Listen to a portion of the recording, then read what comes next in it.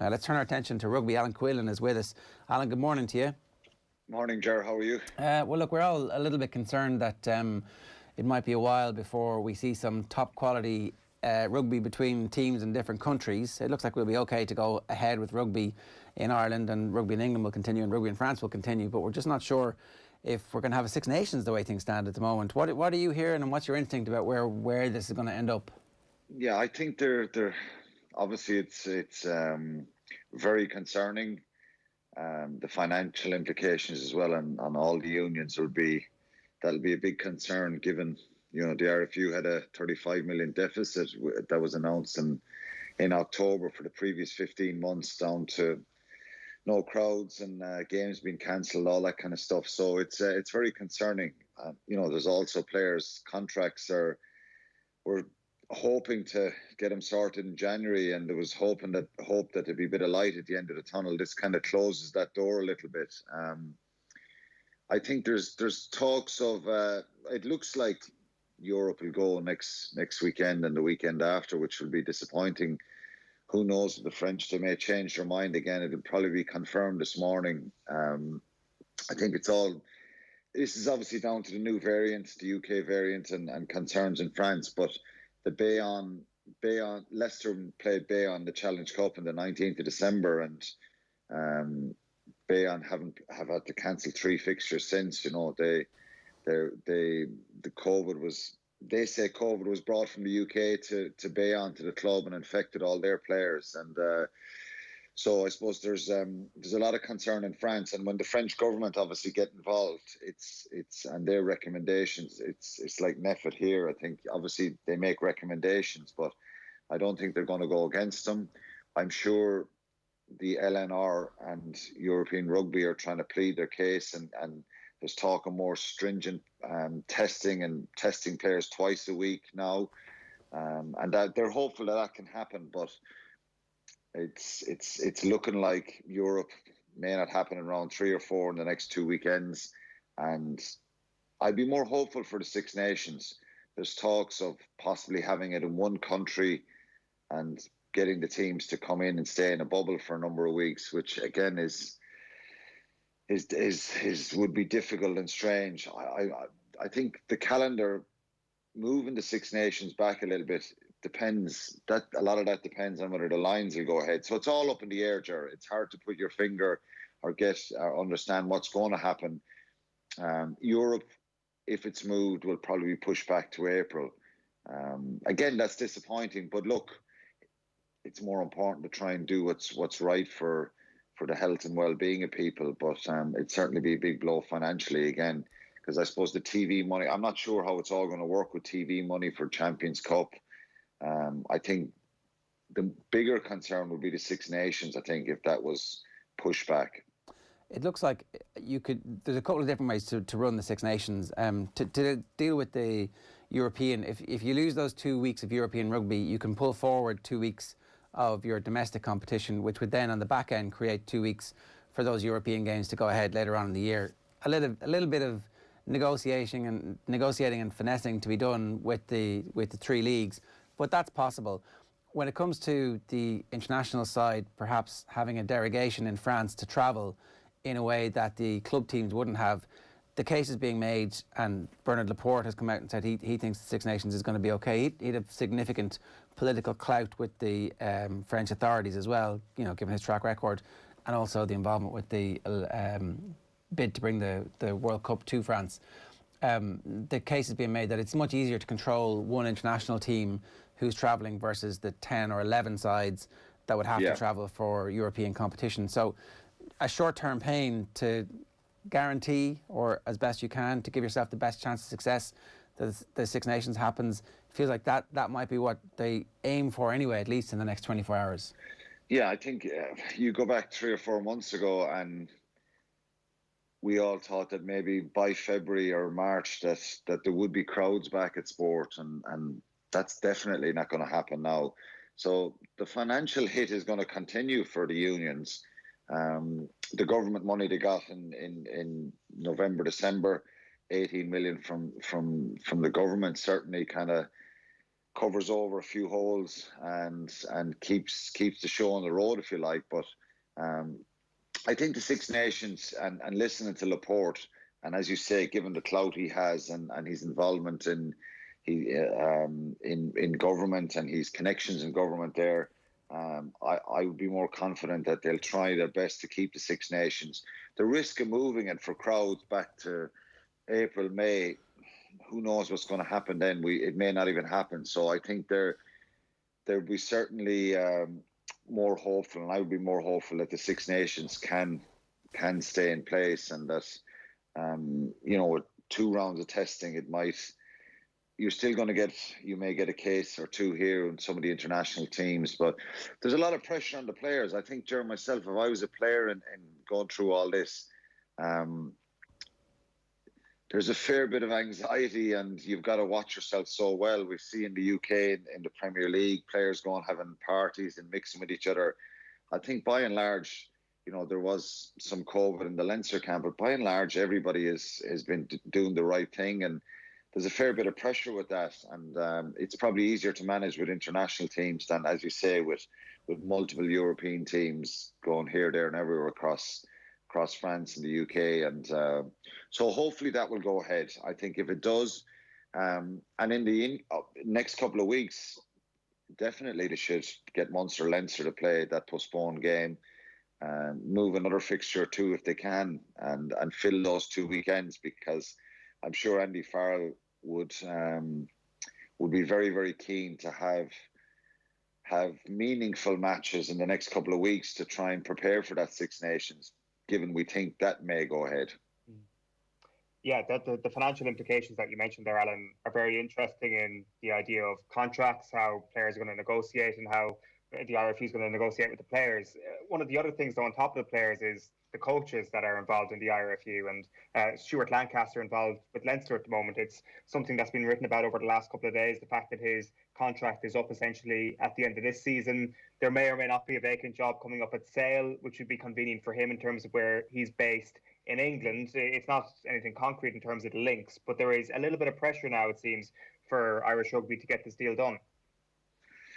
Yeah, for sure. And I'm sure Leinster wouldn't want to lose him. He's been fantastic for him. But it's going to happen someday, I think, that he departs and takes a head coach job.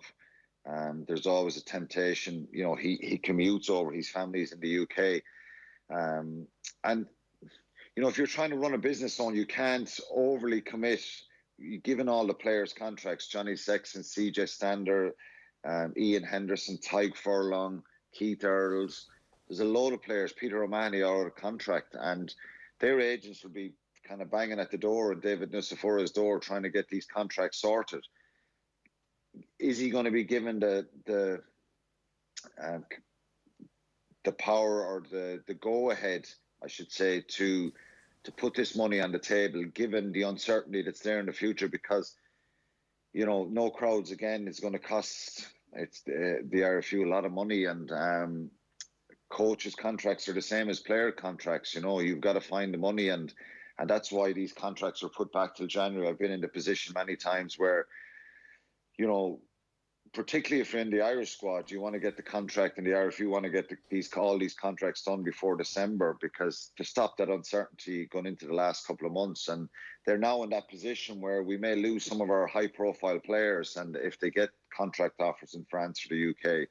So a fair bit of uncertainty around the contract situation, and that's the same for Stuart Lancaster. As I said, it probably will happen someday. I'm sure Mick Dawson and Leo Cullen, Leinster, would love to keep him and get it sorted quickly, but ultimately it's probably budget money that comes out of the RFU budget that's given to Leinster, or else maybe they can finance it or top it up somewhere themselves through their own sponsors or partners. But I'm sure that that uncertainty going into the last few months is not ideal for them or for anybody in that matter. Especially given how successful he's been, because he's been a transformative presence in Irish rugby. When you listen to what everybody who played under him has said, all the way back to what Heaslip said, what Sexton has said about the quality that he's brought to bear on a run-of-the-mill midweek training session before an away game against Treviso, where I would say in the past there have been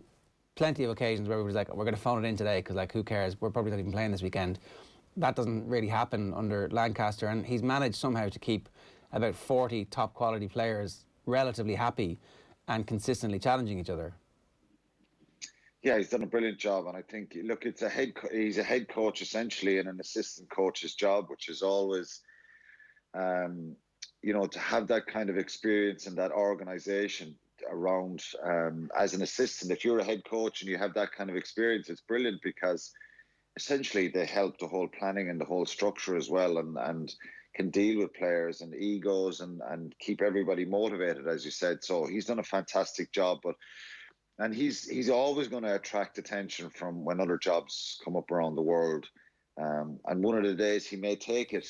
I know he loves it in Leinster and really enjoys the whole work ethic and the desire and the drive and the organisation itself. So he does love it, but he's done a brilliant job, and you hear nothing but praise from him. And it's hard to keep players happy all the time. Certainly in the modern game, there's certainly more rotation. You're not essentially dropped.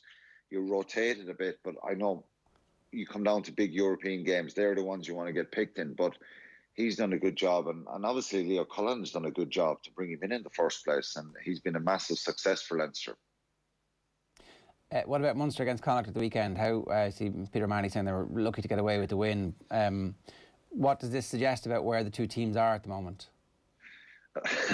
Well, at the end, I thought it suggests that Connacht should have won the game, because they had a try 5 yards out. Munster had 13 men. I think Andy Friend was being kind when he said they weren't smart in their approach there. But Munster were in control of the game for probably 75 minutes, and conditions were terrible. And I had a friend on to me saying, you know, the attack is not good enough again, and there's too many mistakes. But I think their ambition was there, and they're certainly maybe one pass away from getting another score. At 16-3, it would have, you know, it was game over. And they looked in complete control. They definitely have to ask questions of themselves how that whole momentum changed. I think they had some unbelievably positive moments at the breakdown, and then negative ones at the breakdown. Some of them they'll dispute the decisions, but they allowed Connacht back into the game. Now, credit to Connacht, in fairness. You know, they're a very good side, and a side that are much improved, and you have to give a massive respect for what Andy Friend has done. So they were never just going to roll over there. But I think the crucial period was at 16-3, the next score for Munster, and it was game over, and Connacht kept battling away, and Munster's discipline was poor. So I think they'll reflect badly in the last kind of 10 minutes of the game. And of course there was errors and mistakes for both sides, but I thought Munster looked very, very strong and powerful and aggressive throughout the game. And as Peter O'Mahony said, in the end, you'd be disappointed if you were involved in the Connacht camp, because the game was there to be won. How did Jack Carty get on?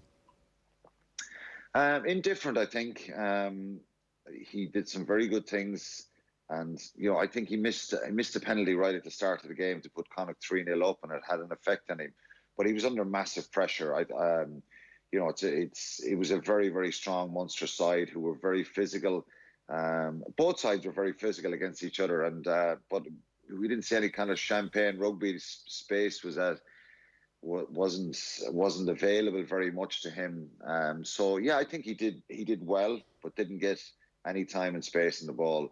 I thought JJ Hanrahan, Damien Dialinda, Chris Farrell were off the line very quickly, and they put a lot of pressure on him. And then, you know, Munster put huge pressure on that Connacht breakdown and turned the ball over a lot. And even times when they won the ball, Caelan Blade and Jack Carty didn't have any sort of space or time on the ball to implement their kind of running game that they like to have. So I think it was a difficult situation for the Connacht halfbacks. But in the end, I think, you know, when they got a bit of time and space in the ball, and Kieran Marmion came on and Connacht got on the front foot, Jack Carty was at his best. I suppose that's always going to be the case, isn't it? And then just a brief word about Leinster Ulster before we go here. The Leinster pack essentially win this game for Leinster and you know, again, you're looking at some of the key standout performers there. Players who Ireland really need to be performing at their very best are rounding in nicely to a bit of form. Yeah, James Ryan was brilliant, and you know, Scott Fardy always delivers a high level performance. Doris was good, and they just, I think Ulster were very good in the first half, and they brought a real intent and physicality, and they started the game well, leading at half time. But Leinster just changed gears in the second half and blew them away, and defended so well. Jordan Larmour being back is a massive boost for Leinster, and Andy Farrell. I thought he looked sharp and good, but ultimately Ulster just couldn't break Leinster down in that second half, and as you say, it was down to that Leinster pack. Sean Cronin, you know, ever dependable as well, and that break off the line out right after half time, the step, the pace, the power to give the pass for the try. He showed his experience there as well. So it's in their hands now, and I think they've said that they needed to win that game, and it was a perfect result for them, scoring 4 tries. Ulster couldn't score against them, and did no losing bonus points. So it looks like they're back on track, Leinster, to claim that top spot in that conference. On Larmour being back, it presents a fairly interesting dilemma for, as you say, Ireland in that back three. It looked like Hugo Keenan was moving himself into the best fullback that Ireland had. Maybe he's going to be utilised on the wing as well. How do you see that developing over the next few weeks? I think Hugo Keenan, I really like him as a fullback. I think he's more of a natural fullback. He was brilliant the other night. He's grown in confidence all the time. You can see there's a real kind of confidence and self-belief about the way he's playing now. Even vocally, you could hear him a lot on the mics the other night, speaking and being dominant, and that's exactly what you want. So I think he's more of a full-back, and I think Larmour certainly is incredibly talented, has that X factor, and some of his best performances for Leinster and Ireland in the last number of years were as a winger or an outside centre. So he can play across a number of positions there, but I'd like to see Keenan be given a crack at that full-back position. And you know, look at Stockdale and the problems he has had at full-back, where he's more of a natural winger. I think he's a natural full-back now in Hugo Keenan, and it'd be worth persevering with him and giving him time there. Does it matter who plays on what wing?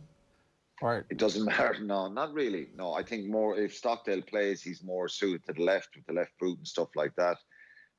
But by and large, it doesn't really matter for most of the modern day wingers which side they play on. All right, okay, good stuff, Alan. Thanks a million for joining us. Cheers. Cheers, lads. We'll obviously keep you up to date on any of the announcements regarding the 2-week postponement in the Champions Cup. As soon as that officially breaks, we'll bring it to you on OTBSports.com and on the OTB Sports app. You can follow our social channels for details of where to get that. If you want to get in touch with us this morning, 0879 180 180 is the number.